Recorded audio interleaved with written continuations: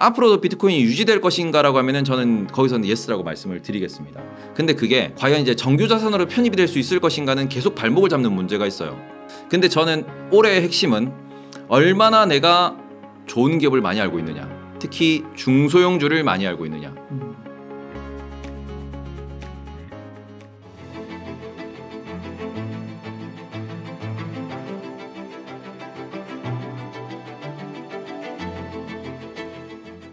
한 가지 좀 질문을 드리고 싶은 게 그 비트코인 현물 ETF가 통과되면서 네. 정식 자산으로 그 자리매김을 했다, 이 표현이 맞는 건가요? 근데 그거는 조금 더 지켜봐야 되는 게 SEC 쪽에서도 이야기가 나오는 게 뭐냐 그러면은 이게 우리가 ETF가 나왔다고 해가지고 안정성을 담보하는 게 아니다라는 이야기가 나왔고, 우리가 금이랑 비교를 많이 합니다. 근데 금 같은 경우에는 우리가 옛날부터 금화라는 단어가 있었습니다. 말 그대로 이제 금화를 주고받고 은화를 주고받고 하면서 이 반짝이는 이 귀금속으로서의 역할이 있었는데, 과연 비트코인이 그 역할을 할 수 있을 것인가, 이 부분을 이제는 어찌 보면 물음표로 좀 삼고 있는 거거든요. 그래서 그 부분에서 저는 앞으로도 비트코인이 유지될 것인가라고 하면은 저는 거기서는 예스라고 말씀을 드리겠습니다. 근데 그게 과연 이제 정규 자산으로 편입이 될 수 있을 것인가는 계속 발목을 잡는 문제가 있어요. 말 그대로 금도 추적이 불가능한 건 맞지만, 이 금은 현물이 옮겨가는 게 이제 현물의 이제 무게감이라는 게 존재를 하거든요. 그런데 이게 비트코인 같은 경우에는 가상의 지갑이라는 걸 통해서 우리가 어찌 보면은 지금 최근에 계속 이슈가 되고 있는 게, 저 이스라엘 쪽에서도 하마스가 비트코인을 이용해서 가상자산을 이용해서 군자금을 모집했다, 이런 얘기도 나오는 거고, 북한이 뭐 그런데 해킹을 통해 가지고 이걸 뭐 빼내 가지고 뭐 이렇게 뭐 사용을 하고 있다, 이런 얘기도 나오고 있는 이런 불법적인 부분에 있어 가지고 자유로울 수가 없습니다. 금 같은 경우에도 비슷하다고 볼 수는 있으나 그거는 현물이 옮겨 다녀야 되는 그런 이제 독특한 뭔가가 존재하는데, 요거는 클릭 몇 번으로도 충분히 이게 돈이 이제 거래가 되다 보니까 이런 부분에 있어서 언제라도 저는 뒤집힐 수 있다라는 그런 의견은 말씀을 드리고 싶고, 지금 현재 이슈에서는 ETF 상장 때문에 최근에 바닥에서 많이 반등을 했어요. 반등을 많이 주고 난 뒤에 오히려 ETF가 출시되고 난 뒤에 하락하는 모습도 보이고 있는데, 수급 이벤트 측면에서 이번 4월에 반감기 이벤트가 끝나면은 그럼 어디로 갈 것인가, 이 부분도 단기 투자에서는 좀 중요한 영역이다라고 말씀을 드리고 싶습니다. 그래서 결국에는 이건 정부 규제예요. 우리가 금 가격 같은 경우에도 금의 가격이 너무 많이 오른다 그러면은 미국에 있는 SEC에서 이야기가 나옵니다. 재무부에서 이야기가 나와요. 금 가격을 컨트롤합니다. 실제로 선물시장에 개입을 해가지고, 선물시장 같은 경우에는 유지 증거금이라는 게 있거든요. 내가 이거를 포지션을 매수나 매도를 잡고 있으려고 그러면은 보증금을 걸어놔야 돼요. 이 보증금을 2배로 늘려요. 그럼 거래가 반으로 줍니다. 이런 식으로 해서 업사이드를 제한해버려요. 실제로 그런 발표가 나올 때마다 이게 금의 고점을 형성하고 빠지거든요. 2020년도에도 보시면 금 가격이 너무 많이 뛰다 보니까 거기에서 SEC가 개입을 했고, 그 상황에서 금이 $2,000라는 벽을 못 뚫고 떨어졌어요. 그러고는 한동안 기고 있다가 최근에 좀 뭐 지정학적 위기도 나오고 여러 가지 불확실한 그런 포인트가 보이다 보니까 금이 다시 $2,000 위로 올라오긴 했는데, 이런 부분에서 비트코인도 앞으로 자산화된다라고 하면은 정부의 통제를 받을 수밖에 없고, 그러면은 이제부터는 무엇과 비교해야 되냐 그러면은 달러와 비교하셔야 됩니다. 말 그대로 달러가 이게 인플레이션, 물가 상승률 혹은 달러의 가치라는 측면과 금이라는 측면을 비교하다가 금이 너무 올라가면은 달러 가치가 떨어져서 제한을 두는 거거든요. 비트코인도 그렇게 되면은 비슷하게 되겠죠. 여전히 비트코인 시장이 앞으로도 뭐 많은 관심을 갖겠으나, 지금 이게 중앙화로 들어가느냐 마느냐 이런 부분들도 앞으로는 계속 논의가 될 수밖에 없는 거고요. 그러고는 뭔가 이벤트가 벌어졌을 때 FBI의 추적 같은 게 여러 번 이렇게 반복된다 그러면은 오히려 비트코인의 수요가 줄어들 수 있다라는 점, 그런 점에서는 저는 뭐 중앙화로 들어갔다, 제도권에 들어갔다 에서는 예스. 다만 이게 업사이드 같은 경우에는 정부 통제 영역이기 때문에 그런 부분에서는 오히려 좀 더 재미가 없어질 수도 있겠다. 그리고 혹시나 뭔가 이제 좀 나쁜 사건에 휘말리게 되면은 정부의 강력한 규제로 인해 가지고 오히려 이 부분이 좀 더 통제받는 상황도 올 수 있지 않을까라고 좀 생각하고 있습니다. 그러면은 가격이 5,800인데 네. 여기서 이제 그런 상황 속에서 이제 금도 보면 ETF로 된다고 나서 뭐 한 7, 8배 올랐다고 그러더라고요. 근데 그때는 제가 다시 한번 이게 보시면 아시겠지만 그때는 글로벌 자산이 다 올라오던 시기였어요. 2003년인가 그렇거든요. ETF가 나왔을 때가 2000년 초반인데, 그때 당시에는 중국이 글로벌화되면서 모든 어찌 보면 자산들이 다 올랐어요. 우리나라 부동산도 오르고 중국 증시도 오르고 한국 증시에, 그러고 난 데는 오히려 모바일이 나오고는 미국 증시도 다 올랐죠. 그 상황에서 금이 7, 8배 올랐는데 그럼 금보다 나스닥이 못 올랐냐? 아니에요. 모든 자산이 그만큼 상승했습니다. 그래서 돈의 가치가 떨어졌다라는 측면에서 금이 7, 8배 올랐으니까 비트코인도 7, 8배 갈 거다라는 거는 조금 저는 잘못된 거라고 생각해요. 그러면 지금 가격보다 높아질까요? 네. 아, 그건 그래요. 왜냐하면 달러와 비교를 한다라고 했을 때 지금부터는 수급적 이벤트로 레벨이 정해지겠지만 그 이후에는 달러와의 경쟁 관계이기 때문에 달러가 점점 가치가 떨어질 수밖에 없습니다. 우리는 맨날 이제 인플레이션을 일부러 만들어내는 시대에 살고 있기 때문에 그렇게 되면 그 부분에서는 그만큼 계속 올라갈 수밖에 없는 자산이 됐다.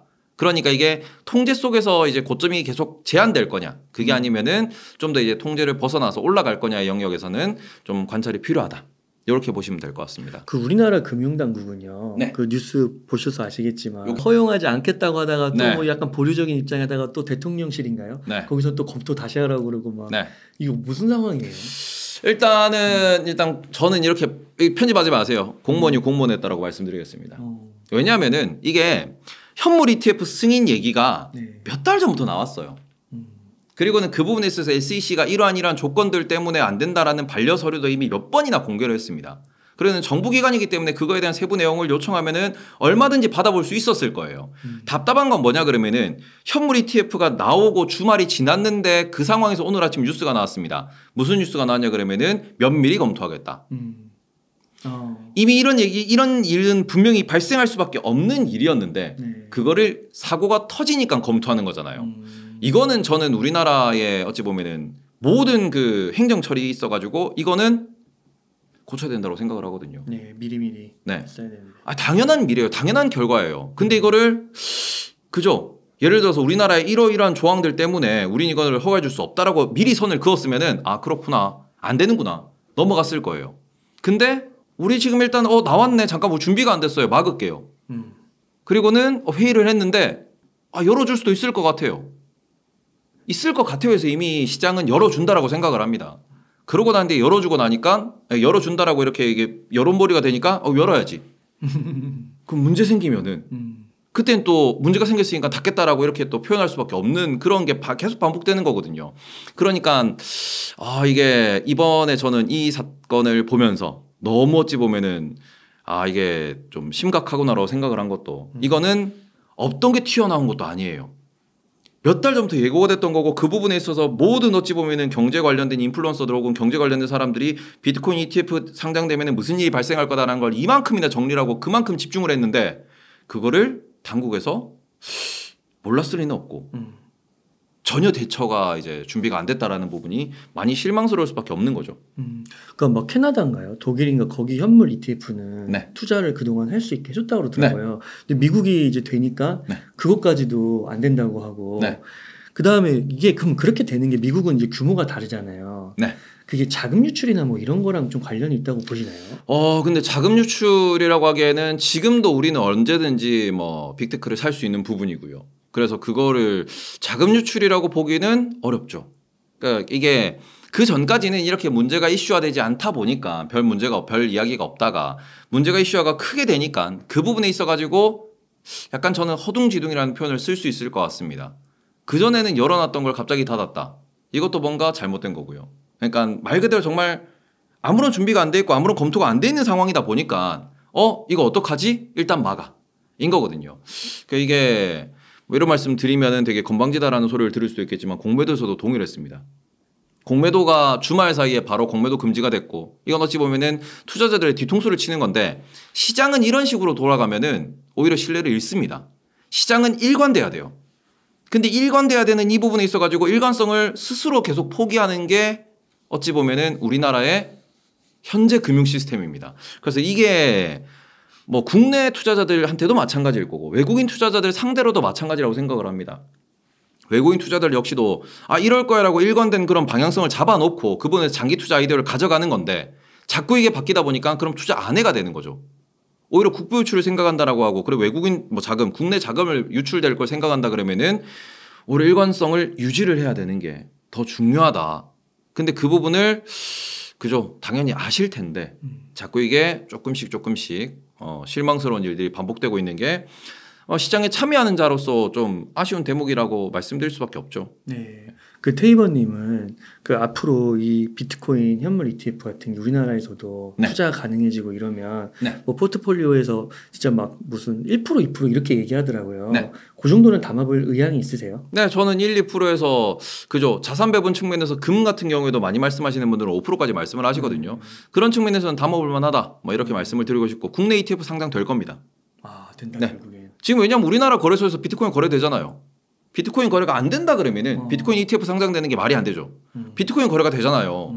근데 비트코인 ETF가 상장이 안 된다 그러면은 유일한 이유는 그걸 겁니다. 비트코인 시장은 주말에도 열리는 24시간 시장이고 그리고는 이게 우리 주식 시장은 시간 제한이 있는 말 그대로 닫혀 있는 시장이기 때문에 그 괴리율 때문에 안 된다라는 논리면은 우리나라의 비트코인 ETF는 영원히 상장이 안 되고 거래가 안 될 거고요. 그리고는 그런 부분에 있어서 뭐 지금부터 막힌다 그러면 우리가 뭐 다른 직접적으로 비트코인에 직접 투자를 하는 수밖에 없겠죠. 아니면은 비트코인도 거래가 되니까 비트코인 ETF도 승인이 될 수 있다라는 논리로 간다 그러면은 국내 비트코인 ETF 상장도 빠른 시일 내에 이미 예시가 있다 보니까 좀 빠른 시일 내에 만들어질 수 있지 않을까 이렇게 보시면 될 것 같습니다. 그리고는 자산 배분 측면에서는 저는 계속 말씀드리는 게 금 투자를 저는 반대하거든요. 네. 이자가 안 나와요. 비트코인 같은 경우에는 과거에 이제 이자가 나오는 그러한 여러 가지 이제 크립토 관련된 비즈니스가 있었지만 루나 사태 이후로는 그 부분에 관심이 많이 좀 줄어든 상황입니다. 아직까지 제대로 된 사업 모델이 없다라는 측면에서. 그래서 그 동네 사업 모델이 만들어지면은 또 뭔가 조금 이슈가 되지 않을까라고 생각을 하고 저 같은 경우에는 그냥 변동성을 즐기는 게 맞지 않을까. 그 정도로 좀 말씀을 드릴 수 있을 것 같아요. 네. 한 가지만 더 질문 드리면은 그 이번에 레리 핑크가 네. 그 ETF 출시하면서 네. 영업을 되게 열심히 하시는 것 같아요. 방송 출연이 네. 되게 많아졌다고 그러더라고요. 미국에서 막 CNBC 이런 데 와서 막 얘기하고 비트코인 이제 자기는 3년 전에는 반대했지만 지금은 생각이 많이 바뀌었다면서 막 회고 같은 것도 반성의 그런 것도 얘기하고요. 근데 이제 그분이 그 비트코인을 디지털 골드라고 표현을 딱 쓰셨더라고요. 그러면 이제 그게 금이랑도 비교가 되는 거잖아요.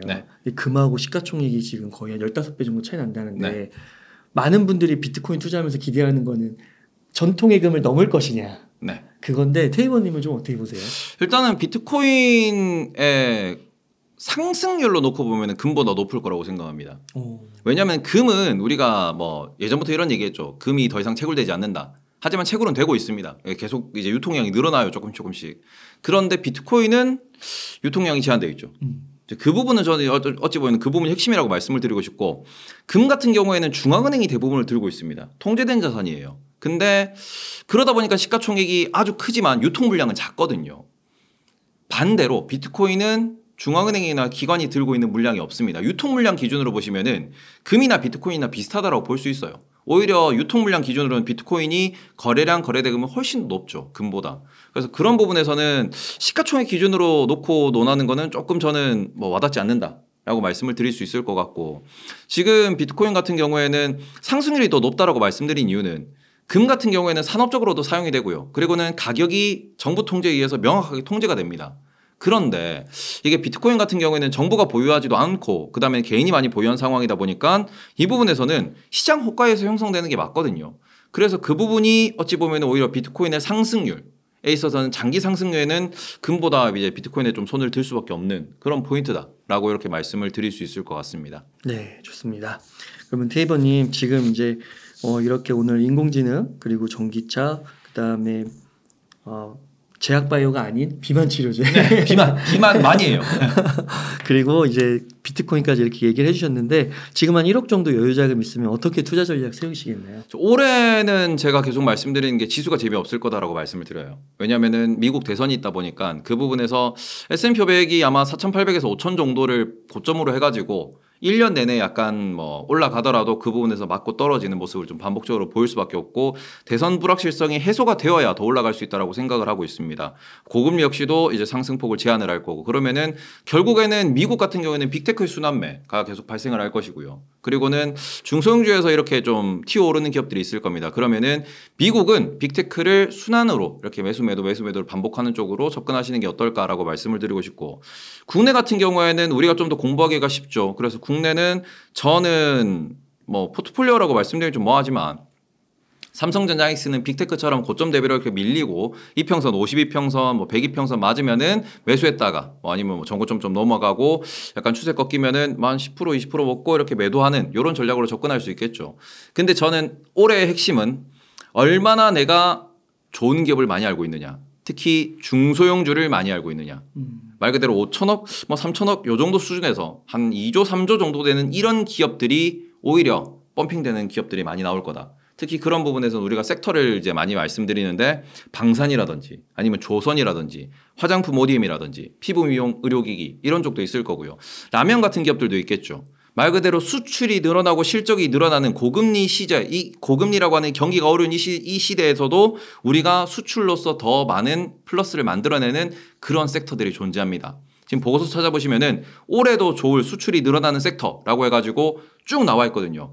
그 중에서 알짜를 투자하시면서 순환매를 반복하시면 올해는 수익률을 극대화시킬 수 있을 것이다. 이렇게 좀 말씀을 드리고 싶고요. 그 부분에 저는 국내 대형주는 지금 삼성전자 하이닉스는 저는 한 10% 20%만 들고 계셔도 될 것 같다라고 말씀을 드릴 수 있을 것 같고, 그리고는 오히려 지금은 미국 빅테크 역시도 한 20-30% 정도? 그 정도로 해가지고 한 40-50% 정도를 그냥 포트를 잡아 놓으시면은 나머지 50% 같은 경우에는 저는 국내 수출이 증가하는 중소형주의 순환매로 조금 이렇게 적극적으로 돌리시는 게 맞지 않나. 이렇게 좀 말씀드리고 싶습니다. 네, 감사합니다. 그러면 끝으로 시청자님들께 한 말씀 부탁드리겠습니다. 올해는 아무래도 뭐 이런저런 이슈가 많이 나올 텐데 가장 핵심이 되는 거는 결국 이게 진짜 악재인가 아닌가를 구분하는 게 저는 제일 핵심이 될 거다라고 말씀을 드리고 싶습니다. 그래서 그 부분에 있어가지고 우리가 항상 펀더멘탈이라는 것들을 좀 많이 계산하셨으면 좋겠고, 조금 더 대선 이유를 보고 투자하시면은 올해는 높은 수익률을 좀 기록할 수 있지 않을까, 이렇게 말씀을 드리면서 말을 마치도록 하겠습니다. 네, 감사합니다. 이렇게 해서 테이버님을 모시고 이야기를 나눠봤습니다. 긴 시간 동안 유익한 인사이트 많이 나눠주셔서 감사의 말씀드립니다. 오늘 고생 많으셨습니다.